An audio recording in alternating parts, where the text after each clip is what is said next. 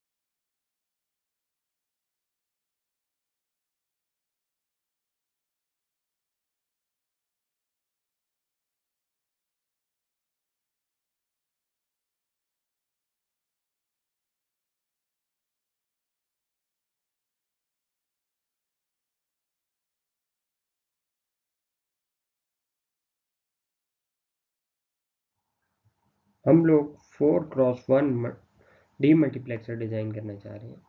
तो 1 इसकी बेसिकली क्या है, इनपुट है, और 4 इसकी क्या है, हमारे पास आउटपुट है। ठीक है, तो इसको मैं यहाँ पे ड्रॉ कर लेता हूँ। इसका सिंबल हमें पता है कि मक्स के ऑपोजिट होता है, मल्टीप्लेक्सर के ऑपोजिट। तो यहाँ पे मैंने इसका सिंबल ड्रॉ कर लिया। ये 1x4 डी मक्स है। ठीक है, A1 इसकी इनपुट लाइन है और 4 इसकी आपके पास आउटपुट लाइन जा रही है। इनपुट हम लोग कह देते हैं, फॉर एग्जांपल I हमारे पास इनपुट है, और आउटपुट हमारे पास जो लाइंस हैं वो क्या है, Y0, Y1, Y2 and Y3। अब इसकी सिलेक्ट लाइंस कितनी होंगी, हमें पता है 2⁻s equals to number of output lines n से रिप्रेजेंट किया है। यहाँ पे s रिप्रेजेंट कर रहा है सिलेक्ट लाइंस को। तो 2⁻s इक्वल्स टू हमारे पास नंबर ऑफ आउटपुट लाइंस 4 है। तो 2⁻² हमारे पास क्या आ जाता है, 4 आ जाता है। तो हमारे पास 2 सिलेक्ट लाइंस होंगी, एक को हम लोग नाम दे देते हैं S0 और दूसरे को हम लोग S1 से रिप्रेजेंट कर देते हैं। हम लोगों ने इनको ड्रॉ कर लिया है इधर। तो S0 और S1 हमारे पास सिलेक्ट लाइंस है। तो अब हम इसका ट्रुथ टेबल ड्रॉ कर लेते हैं।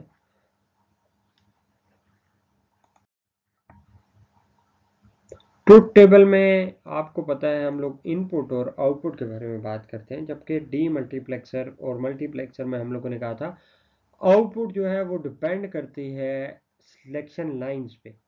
सिलेक्शन लाइंस बताती हैं कि आपकी आउटपुट जो है वो क्या आएगी, ठीक है, कौन सी आउटपुट लाइन एक्टिव होगी, क्या वो Y0 एक्टिव होगी या Y1 या Y2 या Y3, ठीक है, कि आपका जो इनपुट डाटा आ रहा है वो Y1 पे जाए या Y2 पे जाए, ठीक है।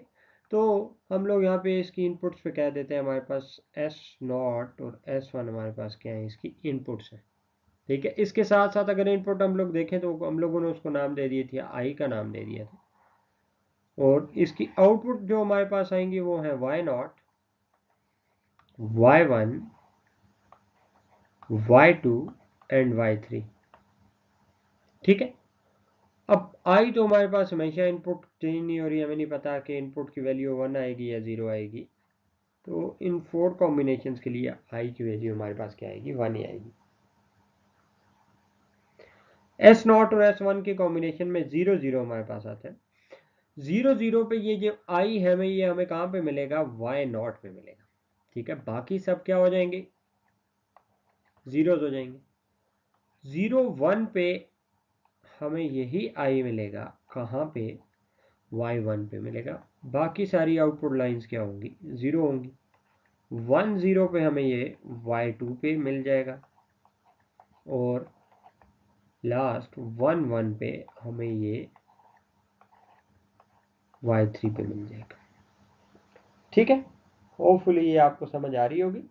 अब हम लोग यहाँ पे देखें कि हम लोगों ने आउटपुट जो हम लोग ट्रुथ टेबल में बनाते हैं, हम लोग तो ट्रुथ टेबल में 1 और 0 की फॉर्म में देते हैं। तो आई हम लोग आई को रिप्लेस कर देते हैं हम लोग 1 से। इसका मतलब है कि यहाँ पे आउटपुट जनरेट हो रही है, ठीक है। वो आउटपुट क्या आ रही है, आई आ रही है, सही है। तो 1 हमें बता रहा है कि यहाँ पे आउटपुट जनरेट हो रही है। तो अब हम इसकी क्या बना लेते हैं, इक्वेशंस बना लेते हैं। तो Y0 की हम सबसे पहले अगर इक्वेशन बनाएं तो Y0 पे देखें 1 हमारे पास आ रहा है Y0 पे। तो इस केस में S0 की वैल्यू 0 है, S1 की वैल्यू 0 है, और I हमारे पास इसके साथ इनपुट आ रहा है। तो इसका मतलब है हम लोग I into S1 complement into S0 complement, ठीक है। नेक्स्ट अगर मैं इक्वेशन लिखता हूँ Y1 की, तो Y1 इक्वल्स टू क्या आएगा हमारे पास, यहाँ पे देखें S1 कॉम्प्लीमेंट आ रहा है इंटू S0 आ जाएगा, ठीक है। और I सब के लिए क्या होगा, कांस्टेंट सेम रहेगा, S1 complement into S0। Next equation अगर मैं देखता हूँ Y2 की, तो Y2 में S0 की वैल्यू 0 आ रही है और S1 की वैल्यू 1 आ रही है, I into S1 into S0 complement. और लास्ट अगर इक्वेशन में देखूँ यहाँ पे, तो Y3 की इक्वेशन आ रही है और हमारे पास both of the select lines की वैल्यू हमारे पास 1 अवेलेबल है, I into S1 into S0 आ गई। तो ये 4 इक्वेशंस आ गई, इनको हम लोग क्या कर लेते हैं, गेट लेवल पे इम्प्लीमेंट कर लेते हैं। इसका हम लोग कॉम्बिनेशनल सर्किट ड्रॉ कर लेते हैं। गेट लेवल इम्प्लीमेंटेशन बेसिकली हमारी इसके पास कॉम्बिनेशनल सर्किट है। तो सबसे पहले मैंने यहाँ पे आई ड्रॉ कर लिया, मुझे आई रिक्वायर्ड होगा तो मैंने आई यहाँ पे ड्रॉ कर लिया, ठीक है। आई के साथ साथ मुझे S0 और S1 चाहिए, तो मैं यहाँ पे S0 ड्रॉ कर लेता हूँ। हमें S1 भी रिक्वायर्ड है।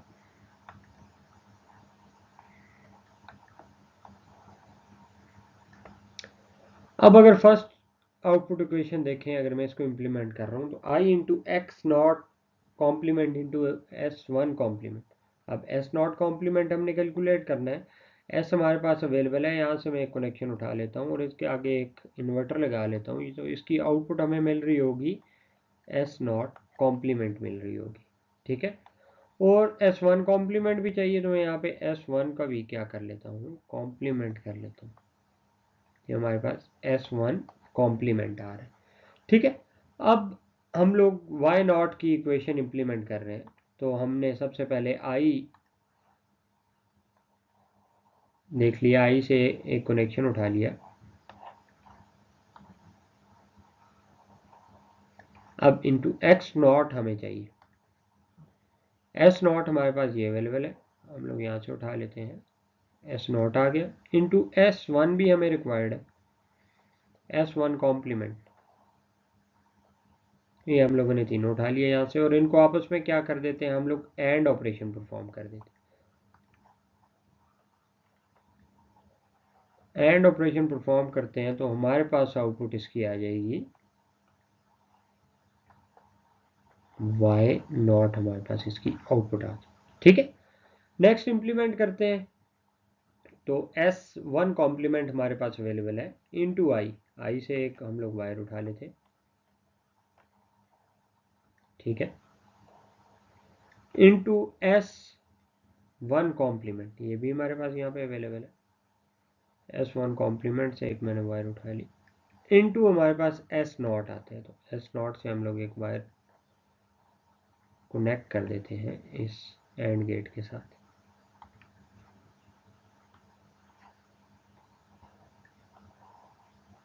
तो इसकी जो आउटपुट आ रही है वो हमारे पास है वाई वन आ रही है, ठीक है। सिमिलरली वाई टू की इक्वेशन में हमें एस वन रिक्वायर्ड है, तो हम लोग एस वन यहाँ से उठा लेंगे, इनटू हमें चाहिए आई, तो आई हमारे पास अवेलेबल है यहाँ पे, आई हम लोग यहाँ से उठा लेते हैं, और उसके साथ हमें चाहिए एस नॉट कॉम्प्लीमेंट, तो एस नॉट कॉम्प्लीमेंट हमारे पास अवेलेबल है, एस नॉट कॉम्प्लीमेंट हम लोग इस पॉइंट से उठा लेते हैं, सॉरी इसको थोड़ा सा मैं रिड्रॉ कर लेता हूँ,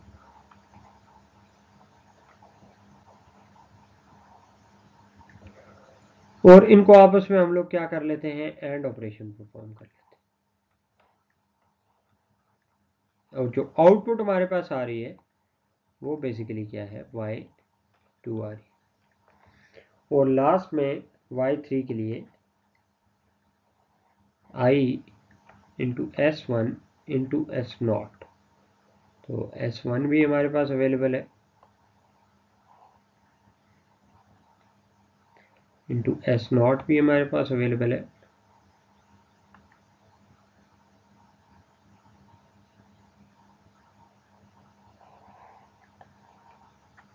इनको आपस में एंड ऑपरेशन परफॉर्म कर,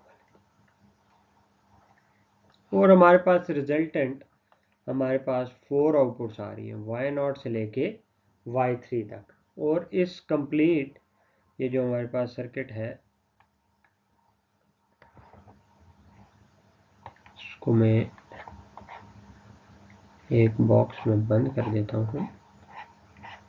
तो ये हमारे पास क्या है, एक डी मल्टीप्लेक्सर सर्किट है, ठीक है।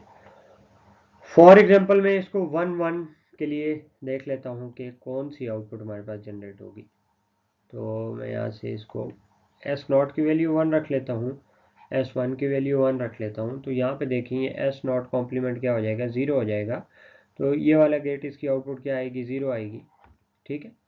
इसके साथ साथ ये ही 0 यहाँ पे भी आ रहा है हमारे पास एस नॉट कॉम्प्लीमेंट, तो इसकी आउटपुट भी यहाँ पे क्या आ रही होगी, 0 आ रही होगी, ठीक है। अब आप इसके साथ देख लें, एस वन हमारे पास आ रहा है, एस वन कॉम्प्लीमेंट है, यहाँ पे ये 0 हो रहा है, इसकी वजह से ये गेट क्या हो रहा है, यहाँ पे एक इनपुट 0 आ रही है एंड गेट की, तो आउटपुट क्या हो जाएगी, 0 हो जाएगी। यहाँ पे आके देखते हैं, यहाँ पे हमें क्या मिलेगा, यहाँ पे हमें मिलेगा आई इंटू ये हमारे पास आ रहा होगा एस वन, और ये रेड कलर के साथ एस नॉट, तो S0 और S1 की वैल्यू हमारे पास 1 है, ठीक है, कोई इशू यहाँ पे। आउटपुट क्या आ जाएगा आपके पास, बेसिकली 1 आ जाएगा।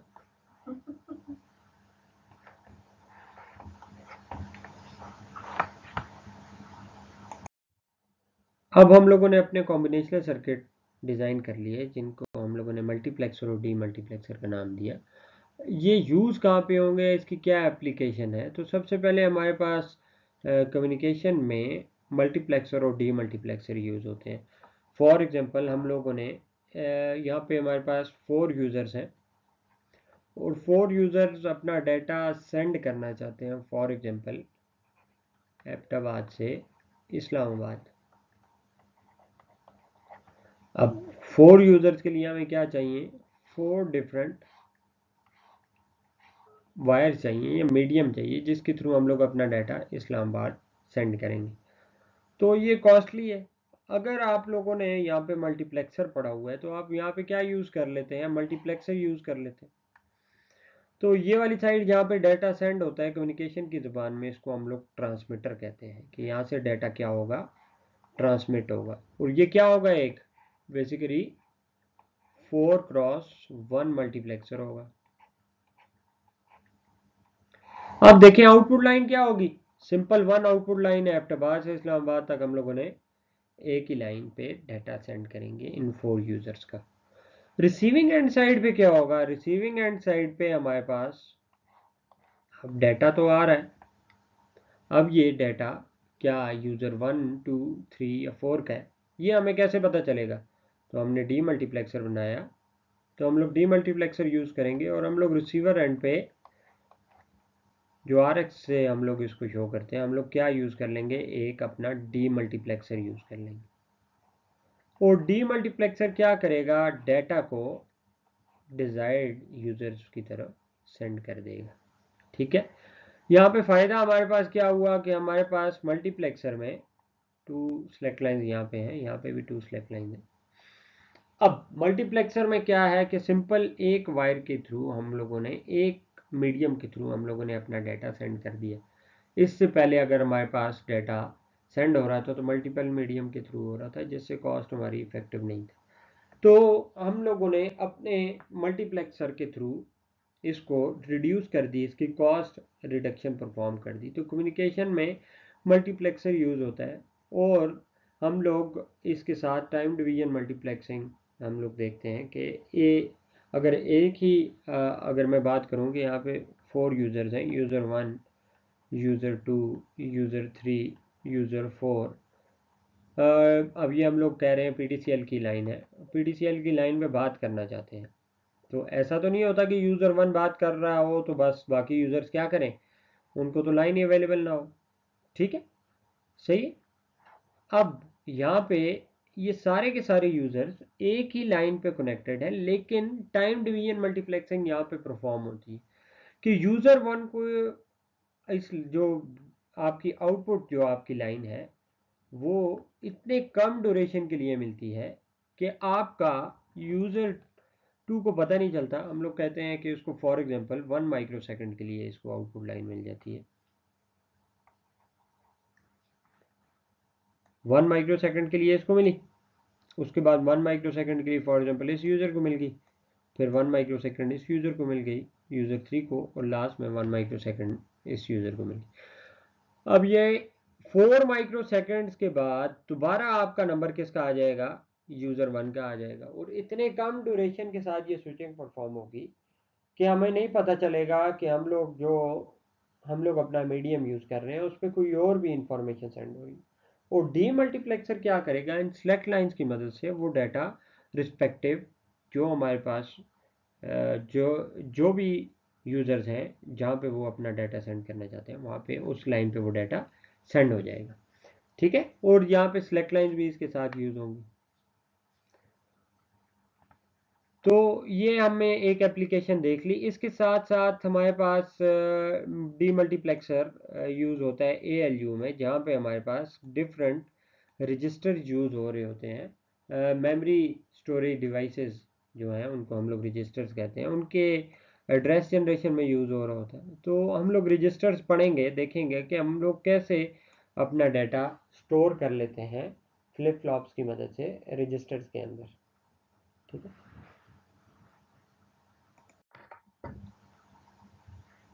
आपके जो भी क्वेश्चन है, क्यूरीज हैं, वो हम लोग ऑनलाइन सेशन में डिस्कस करेंगे। अल्लाह हाफिज़।